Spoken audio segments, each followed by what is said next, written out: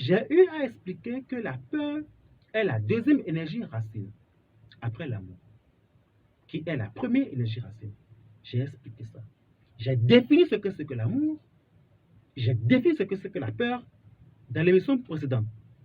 De toute façon, l'émission passée, où j'ai eu à définir ce que c'est que l'amour, définir ce que c'est que la peur, présenter les trois premières peurs, sera mise en ligne sur le site de la DMA. Il n'y a rien à dire. Donc, pour en savoir, je ne vais pas revenir sur la définition parce qu'on a encore beaucoup de choses à dire. Vous allez, dès que vous allez vous abonner sur le site, vous aurez l'intégralité de l'émission Les idées de Doom du 7 juillet passé. Et vous aurez aussi bientôt aussi l'intégralité de cette émission de ce jour. Et ça sera ainsi comme ça. Mais après, je ne vous rassure rien. Des fois, les émissions à mes commandements seront retirées s'il faut du site parce qu'on ne peut pas tout laisser comme ça au vieux sur tout le monde. Le secret demeure le secret. Voilà. Alors, la peur, on l'a déjà défini. On sait déjà que c'est la deuxième énergie racine. On a dit, sommairement, de façon très ramassée, que la peur, c'est l'ombre. La peur, c'est l'absence de la lumière. On a défini ce que c'est que la lumière qui vient de l'amour. On a défini ce que c'est que la peur de l'inconnu. On a défini ce que c'est que la peur du vieillir. On a défini ce que c'est que la peur de la mort. Je vais revenir légèrement, rapidement sur la peur de la mort et continuer avec les autres peurs pour qu'on puisse aller très très vite. Okay. Alors, la peur de la mort, souvent ça se ressent chez les personnes de troisième âge qui, à partir de certain âge, voyant leur âge avancé, se disent qu'ils sont de plus en plus des candidats de la mort. Et ils commencent à se concentrer sur ce départ-là. Parce qu'ils se disent, bon, j'ai déjà 80 ans, j'ai déjà 70 ans, j'ai déjà 90 ans, je peux mourir à n'importe quel moment. Alors, ils ont peur d'eux, ils ont peur de la mort. Et ils commencent à se comporter, des fois même, leur comportement précipite même le départ. Parce qu'on relâche tout, on relâche l'entretien, on relâche certaines choses, on ne fait plus trop attention, on habitue son mental qu'on est destructible, et là, on vieillit rapidement et on meurt. La peur de la mort est un fléau qui mine notre société. Au lieu de vénérer la vie et la mort, on a peur de la mort et on abandonne complètement même la vie. Les personnes de troisième âge doivent savoir que leur âge là, avoir la grâce et porter un âge avancé est une bénédiction. C'est le moment de faire des mises au point. C'est le moment d'expérimenter la sagesse. C'est le moment de mettre en mouvement les expériences que vous avez vécues pendant tout votre séjour, tout le temps que vous avez fait, jusqu'à votre retraite. C'est le moment que vous avez l'occasion d'être un conseil pour vos enfants, d'être un conseil, un véritable conseil pour vos enfants, un véritable conseil pour vos petits-enfants, un véritable conseil pour vos arrière-petits-enfants, un véritable conseil pour votre société, un véritable conseil pour votre patrie. En aidant votre famille, votre descendance, votre communauté, votre patrie, à ne pas commettre des erreurs, en aidant les générations qui viennent, qui arrivent, à ne pas commettre les erreurs que vous avez commises. Et présenter à cette génération, à vos enfants, à votre descendance, à votre communauté, à votre patrie, les leçons que vous avez tirées de telle et autre expérience. C'est ça, le troisième âge. Ça ne veut pas dire que quand vous êtes âgé, que vous êtes bon pour la poubelle, vous êtes bon pour le garage. Non, c'est maintenant que votre vie doit être encore plus intense que celui qui est jeune. Votre vie doit être plus intense que celui qui est de la trentaine parce que vous avez déjà tellement acquis d'expérience que, ma foi, vous avez tout un éventail de possibilités pour mettre en mouvement vos expériences pour le bien-être de la communauté. C'est très important. Quand j'entends ces personnes de troisième âge qui disent non, les jeunes, quand on leur parle, ils n'écoutent pas. Non, les jeunes font à leur tête. Non, personne n'est venu me voir pour donner des conseils. Donc, je reste dans mon coin. J'entends même des personnalités dire ça. Des artistes disent ce genre de choses. Ça fait pitié. Je suis désolé. Si vous parlez, écoutez, je vais vous dire quelque chose. J'ai toujours dit ça ici. Hein? Si vous dites quelque chose, si vous présentez une vérité et que les humains ne vous écoutent pas, c'est pas grave. C'est même génial. À cela, je dis, ces autorités de troisième âge, ces autorités, mais ces grands artistes qui ont du talent, mais qui font les grandes choses, et qui aujourd'hui sentent que la jeunesse ne les écoute pas, que ceux qui sont au pouvoir, ceux qui sont en activité plutôt, ceux qui sont en activité ne les écoutent pas, c'est pas grave. Si vous parlez et que personne ne veut vous écouter, si vous avez de la lumière, une vraie lumière, et que vous voulez présenter, apporter votre lumière pour l'émergence, pour la continuité, pour l'amélioration, pour parfaire les choses, et que personne ne veut vous écouter, vos enfants ne sont pas prêts pour vous écouter, vos petits-enfants ne sont pas pour vous écouter, la communauté n'est pas pour vous écouter, ce n'est pas grave. Adressez-vous aux pierres. Oui, adressez-vous aux pierres. Conseillez les pierres. Vous pouvez rassembler des pierres devant vous, une vingtaine, trentaine, et parlez-les. Vous allez me dire, mais qu'est-ce que ça raconte? Vous pensez que les pierres soient conscients? Vous pensez que les pierres, ils sont juste des êtres inanimés? Les pierres vont enregistrer ce que vous êtes en train de dire. Et demain, quelqu'un sera de passage, quelqu'un sera en train de marcher, quelqu'un va poser la main sur cette pierre, ou sur l'une de ces pierres-là, et va sentir un téléchargement, va sentir une connexion. Est-ce que vous avez donné comme enseignement à ces pierres, soit retransmettre la bonne personne en son temps, qui va maintenant s'auto-conscientiser et dérouler ce que vous avez eu à enseigner aux pierres jadis? Qu'est-ce que vous pensez? Rien de ce que vous dites ne va dans l'oubli éternel. Même les pierres peuvent enregistrer votre lumière et transmettre cela en son temps à qui le droit? Transmettre cela en son temps à la terre-mère qui va nourrir ses filles en son temps. Vous pouvez présenter votre lumière à votre chien, à votre chat, à vos pigeons, à vos poulets coqs, à vos moutons, ou bien aux arbres, rentrer dans la forêt, dans un jardin, parler. Ou même parler seulement. Vous n'êtes pas encore habitué à ce niveau de conscience, en fait. Et donc, vous avez peur de mourir, vous avez peur de tout perdre. Vous avez peur de perdre tout ce que vous avez acquis.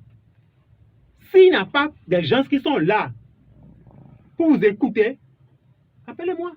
Venez me raconter vos expériences. Moi, je suis partant. Hein. Contactez-moi, contactez le protocole de la DMA, elle va vous prendre un rendez-vous et vous allez venir me parler si j'ai le temps. Si je suis libre, je vais vous recevoir, il n'y a pas de souci. Ce n'est pas pour rien que chaque année, courant tout le mois de février, je reçois autant que possible les gens à 0 francs. Parce que je sais que les gens ont de quoi dire. Il y a des gens qui viennent pour me donner, pour avoir ma lumière. Il y a des gens qui viennent me rencontrer parce que c'est un plaisir pour eux de rencontrer un Camerounais, de discuter, d'avoir la chance de s'asseoir devant un Camerounais, de discuter avec un Camerounais, on parle de tout et de rien. Voilà. Donc, il n'y a pas de souci à se faire. La peur de mourir, la peur de la mort ne doit pas être. La peur de la mort ne doit pas être. Il faut dépasser ça. Alors, l'autre chose, c'est la peur d'être soi-même. L'autre peur, c'est la peur d'être soi-même. La peur d'être soi-même est ce qui ruine les familles béninoises actuellement. La peur d'être soi-même, c'est ce qui ruine les Béninois. On a peur de s'engager. On a peur d'être soi-même. On a peur d'être responsable. À cause de candidatons. À cause des candidatons, on a peur d'être soi-même. Parce que l'autre va dire ceci, l'autre va dire cela, on a peur. Vous pensez que ceux qui réussissent dans la vie, c'est les bénis oui qui réussissent dans la vie? Vous pensez que ceux qui réussissent dans la vie, c'est ceux qui sont tout le temps, je vais dire quoi, des bornés, des soumis, c'est pas moi, des idiots qui réussissent, je suis désolé. Je ne vous dis pas d'être rebelle avec vos parents, mais je vous dis d'être responsable. Et que des fois, la liberté s'arrache. Je ne vous dis pas de désobéir avec vos parents. Je vous dis d'être mûr, d'être malin. Si vous n'êtes pas intelligent, soyez malin. La peur de soi-même tue les gens. Et ils sont obligés d'embrasser des filières qu'ils détestent. Parce que le père les a imposés, ou leur mère les a imposés telle ou telle chose. Et ils ne sont pas eux-mêmes. Ils sont dans certains départements d'activité qu'ils ne ressentent pas. Parce que ce n'est pas leur chose. Ce n'est pas leur vœu, ce n'est pas leur choix, ça. La peur de soi-même nous produit des fonctionnaires qui sont des menaces pour la société. Si quelqu'un qui se retrouve par accident dans la médecine et qui n'a pas l'air d'être gentil, qui n'a pas l'air d'être doux, se retrouve à avoir la charge de la santé des gens, vous voyez que c'est un danger. Il risque même de tuer les malades parce qu'ils ne sont pas bien parlés avec les malades. Vous ne pouvez pas partager la douleur des malades. C'était sensible. La peur des sommes même font que les gens, parce qu'ils n'ont pas d'emploi, ils se retrouvent dans l'éducation. Enseignant ou enseignante, c'est dangereux. Si vous n'êtes pas là de transmettre, parce qu'il y a une chose, vous pouvez savoir quelque chose et ne pas savoir transmettre la chose. Savoir quelque chose, c'est autre chose. Savoir transmettre, le savoir, c'est encore autre chose. Un enseignant doit avoir l'art de la transmission. Mais il faut être amoureux de ce domaine pour pouvoir l'embrasser. Mais parce que maintenant, on se dit, bon d'accord, il n'y a pas quelque chose, on n'a pas de quoi faire. Non, la peur des sommes, c'est quelque chose qui bouffe et qui fout votre vie en l'air. Parce que quand vous êtes dans une relation, ou quand vous êtes dans une activité, et qu'il n'y a pas la passion, cette activité ou cette relation devient un poison pour vous. Vous êtes toujours nerveux d'aller au bureau. Vous n'avez pas là, vous êtes toujours fâché. Vous n'êtes pas heureux. Il y a des gens qui sont tout le temps en mine au service. Parce qu'ils ne sont pas là de leur volonté. Ils sont là parce qu'il y a un salaire à gagner. Ils n'en bloquent mon temps, quoi. Non. La paix des sommes, c'est très important de savoir dire non quand il faut dire non. Et de savoir dire oui quand il faut dire oui. C'est très important. Si vous avez quelque chose, assumez. Il y a beaucoup qui se retrouvent dans les religions parce que les parents les ont imposé ça. À cause de leur incapacité à assumer leurs responsabilités. Ils ont la peur d'être eux-mêmes, de s'affirmer. Mais tous ceux qui réussissent dans la vie, quand on lit un peu l'histoire, c'est ceux-là qui, quelque part, ont été un tout petit peu rebelles. Je ne vous dis pas d'être rebelle, mais il faut être un tout petit peu, quelque part, rebelle. Si votre cœur vous dit que c'est ça qui est beau, assumez votre responsabilité. Pourvu que vous ne piétinez pas le libre arbitre des autres. Pourvu que vous ne piétinez pas le libre arbitre des autres. Pourvu que vous ne piétinez pas le libre arbitre des autres. Et que vous violez les lois de la République. Si vous respectez ces deux principes-là, faites votre choix et assumez cela. Enrayez et finissez avec la peur de soi-même. Quand on est soi-même là, on est libre. Mais si vous avez beaucoup d'argent en griffe, dans la poche, et que vous n'avez pas de quoi manger, on est satisfait. Mais si vous ne vous assumez pas, vous aurez beau avoir des millions, rouler des grosses voitures, mais vous serez pauvre en vous. Parce que c'est quelque chose qui ne va pas. Voilà. L'autre chose, on va passer encore à notre peur, parce qu'il y en a beaucoup, je vous assure. Il a la peur de la douleur physique et de la maladie.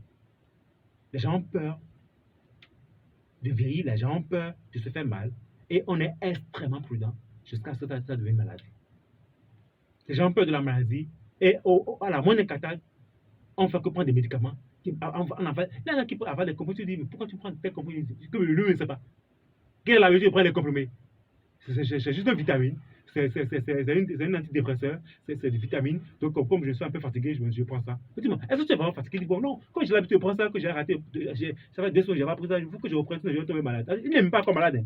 Mais quand ça prend des médicaments, parce qu'il se dit que tu es malade, c'est pas possible. Et il y en a qui prennent tous les médicaments parce qu'ils ont peur de tomber malade.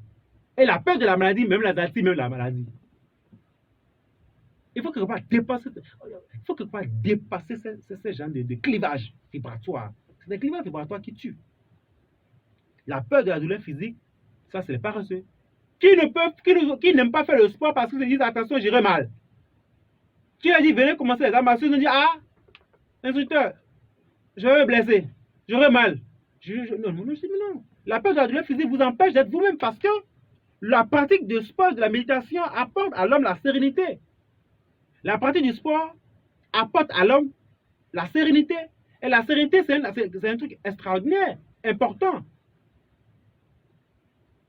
Vous avez appris avec moi ce qui s'est passé ça passe sur les réseaux sociaux, ce qui s'est passé à la DAO aujourd'hui, je crois, aujourd'hui, oui, hier, où un jeune homme a tué son oncle à cause de 1000 francs. Il a manqué de sérénité. Il a manqué de tempérance. Voilà. Mais s'il pratiquait le sport, s'il pratiquait les arts martiaux, c'est pas évident. C'est pas, je vous assure, c'est pas, à 99% des cas, c'est pas évident. Depuis des années, depuis 8 ans, je vous invite ici, massivement à venir vous inscrire pour faire les arts martiaux chez nous, la DEMA, le Wushu, le Kung Fu, le Tai Chi, etc. Parce que ça vous donne une certaine quiétude, une certaine maîtrise, de maîtriser la tension qui vous assaillit et d'arriver à dépasser cette agression qui vient vers vous. Mais c'est clair, il faut même frapper. Si entre-temps vous êtes en légitime défense, vous savez là où frapper pour maîtriser l'autre sans le tuer. Mais la chose la plus importante, là de la guerre, là du conflit, dit ceci, le premier adversaire qu'il faut maîtriser, qu'il faut combattre, c'est toi-même.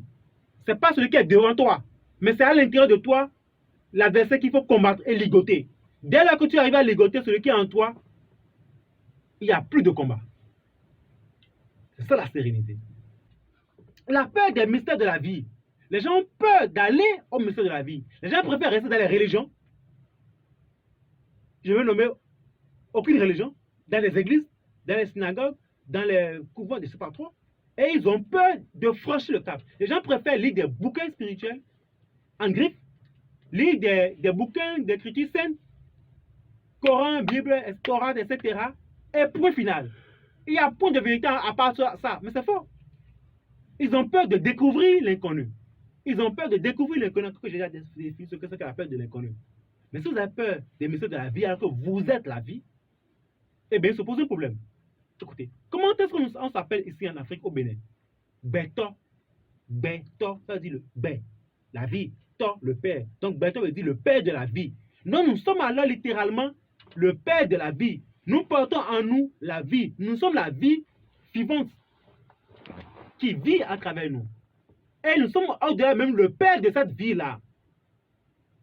Ça veut dire quoi? Nous sommes nous-mêmes une condensation des mystères de la vie. Les ongles qui poussent.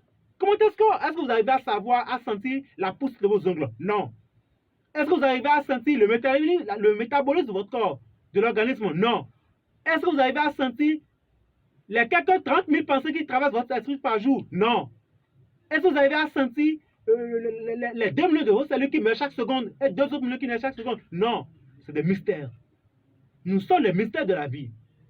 Nous sommes le fa. Nous sommes la géomancie intégrale. Nous sommes le fa. Nous sommes des maîtres. Nous sommes des mystères de la vie.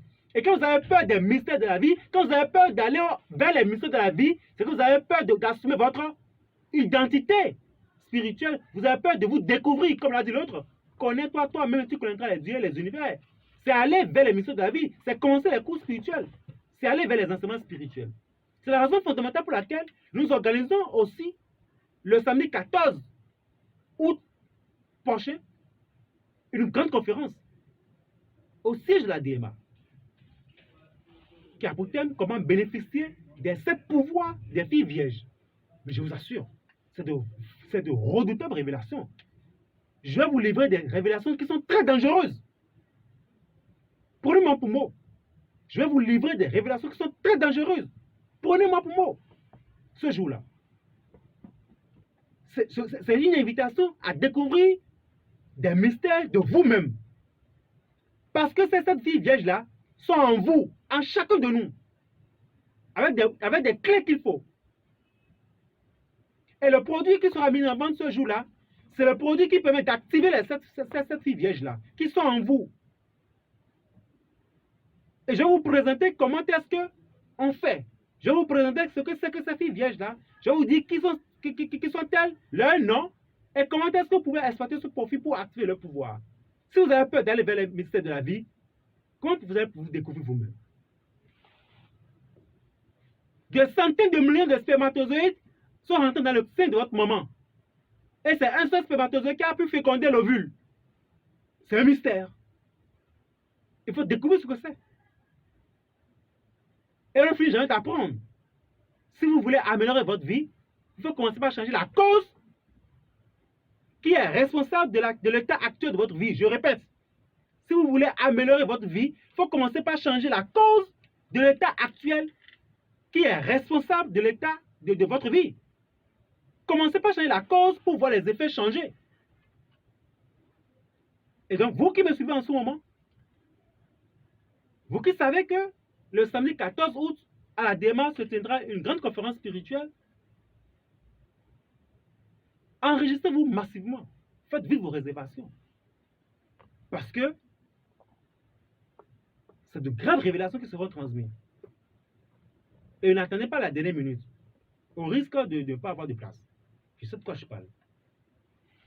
Alors, oui, merci, mon technicien. Dis donc, on s'avance encore à ne pas finir tout ce que j'ai à partager avec vous. Alors, je vais encore continuer. Je vais vous dire que, après ça, il a la peur de l'avenir.